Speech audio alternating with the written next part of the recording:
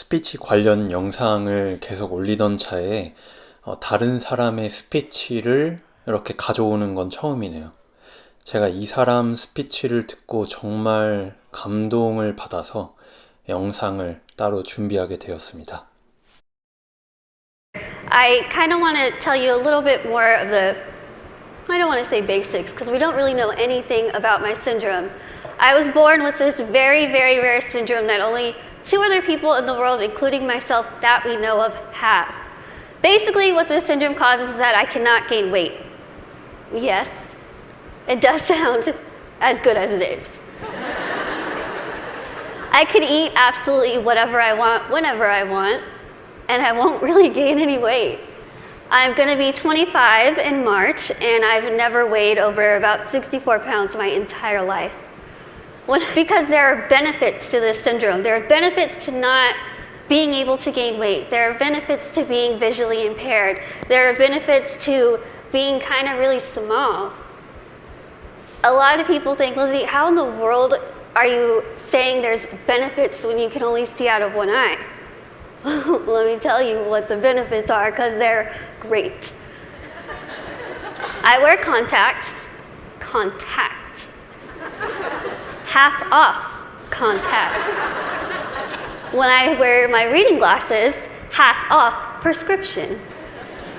If somebody is annoying me, being rude, stand on my right side.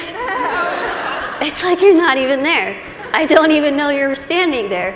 Right now, if I stand like this, I have no clue that there's this whole side of the room.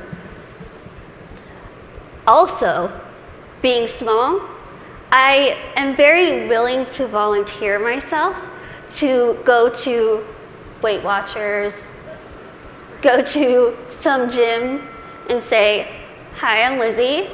I will be your poster child. Put my face on whatever you need and I will say, hi, I use this program. Look how well it worked. Even though there are really amazing things that have come from this syndrome, there are also things that have been very, very difficult, as you can imagine.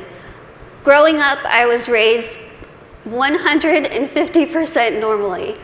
When I was my parents' first child, and when I was born, the doctors told my mom, your daughter has no amniotic fluid around her at all.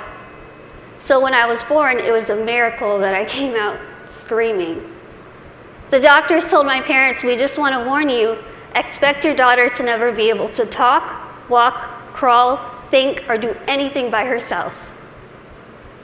Now, as first-time parents, you could think that my parents would say, oh no, why? Why are we getting our first child to have all these unknown problems? But that's not what they did. The first thing they told the doctor was, we want to see her, and we are going to take her home and love her and raise her to the best of our abilities. And that's what they did. I credit pretty much everything that I've done in my life to my parents. My dad is here with me today, and my mom is at home watching. Hi, Mom. I have so proudly been able to stand in front of people and say, you know what? I've had a really difficult life. But that's okay. That's okay. Things have been scary. Things have been tough. One of the biggest things that I had to deal with growing up was something that I'm pretty sure every single one of us in this room has dealt with before. Can you guess what that is? Starts with a B. Can you guys guess it? Boys. Bullying. I know what y'all are thinking. I should have come, why couldn't I sit here with them? I had to deal with bullying a lot, but as I said, I was raised very normally. So when I started kindergarten, I had absolutely no idea that I looked different. No clue. I couldn't see that I looked different from other kids. I think of it kind of as a big slap of reality for a 5-year-old because I went into school first day decked out in Pocahontas gear. I was ready. I went in with my backpack that looked like a turtle shell because it was bigger than me, and I walked up to a little girl, I smiled at her, She looked up at me like I was a monster, like I was the scariest thing she'd ever seen in her life. My first reaction was, she is really rude. I am a fun kid and she's the one missing out, so I'll just go over here and play with blocks or boys. I thought the day was going to get better, and unfortunately it didn't. The day kind of got worse and worse, and a lot of people just wanted to have absolutely nothing to do with me, and I couldn't understand why. Why? What did I do? I didn't do anything to them. In my mind, I was still a really cool kid. So I had to go home and ask my parents, what's wrong with me? What did I do? Why don't they like me? And they sat me down and they said, Lizzie, the only thing that's different about you is that you're smaller than the other kids. You have this syndrome, but it's not going to define who you are. They said, go to school, pick your head up, smile, continue to be yourself, and people will see that you're just like them. And so that's what I did. I want you to think and ask yourself this in your head right now. What defines you? Who are you? Is it where you come from? Is it your background? Is it your friends? What is it? What defines who you are as a person? It's taken me a very long time to figure out what defines me. For so long, I thought what defined me was my outer appearance. I thought that my little tiny legs and my little arms and my little face was ugly. I thought it was disgusting. I hated when I would wake up in the morning and I was going to middle school and looking in the mirror, getting ready and thinking, can I just scrub this syndrome off? It would make my life so much easier if I could just scrub it off. I could look like the other kids. I wouldn't have to buy clothes that had Dora the Explorer on it. I wouldn't have to buy stuff that was bedazzled when I was trying to be like the cool kids. I would wish and pray and hope and do whatever I could to pray that I would wake up in the morning and I would be different and I wouldn't have to deal with these struggles. It's what I wanted every single day, and every single day I was disappointed. I have an amazing, amazing support system around me who never pity me, who are there to pick me up if I'm sad, who are there to laugh with me during the good times, and they taught me that even though I have this syndrome, even though things are hard, I can't let that define me. My life was put into my hands, just like your lives are put into yours. You are the person in the front seat of your car. You are the one who decides whether your car goes down a bad path or a good path. You are the one that decides what defines you. And let me tell you, it could be really hard to figure out what defines you. Because there are times where I would just get so annoyed and frustrated, and I don't care what defines me. When I was in high school, I found a video, unfortunately, that somebody posted of me labeling me the world's ugliest woman. There were over 4 million views to this video, 8 seconds long, no sound, thousands of comments. People saying, Lizzie, please just do the world a favor, put a gun to your head and kill yourself. Think about that. If people told you that, strangers told you this. I cried my eyes out, of course, and I was ready to kind of fight back, and something kind of clicked in my head, and I thought, I'm just going to leave it alone.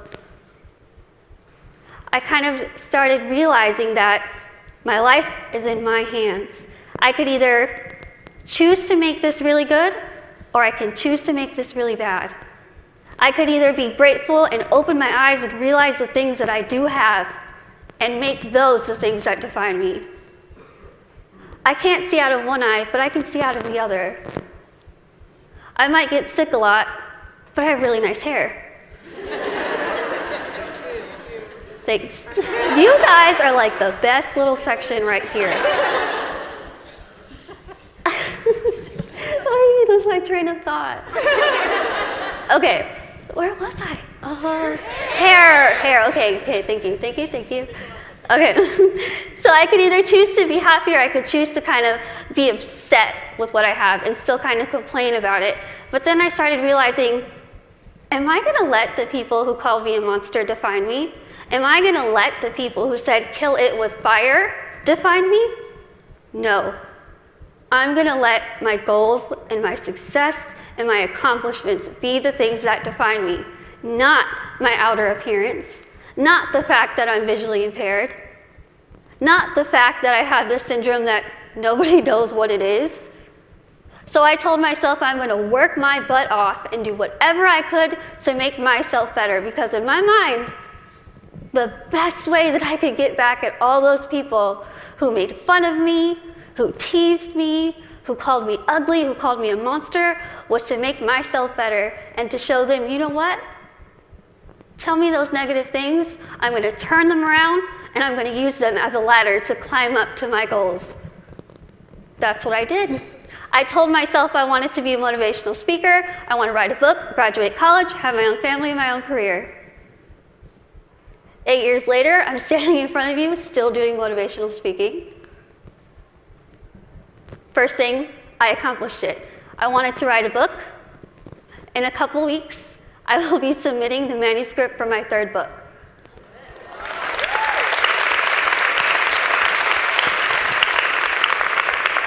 I wanted to graduate college, and I just finished college.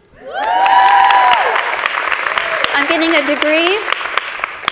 a degree in communication studies from Texas State University in San Marcos, and I have a minor in English. I really tried to use real life experience. Use that negativity that you have in your life to make yourself better, because I guarantee you, you will win. Now, I want to end with asking you again. I want you to leave here and ask yourself what defines you. But remember, brave starts here. Thank you.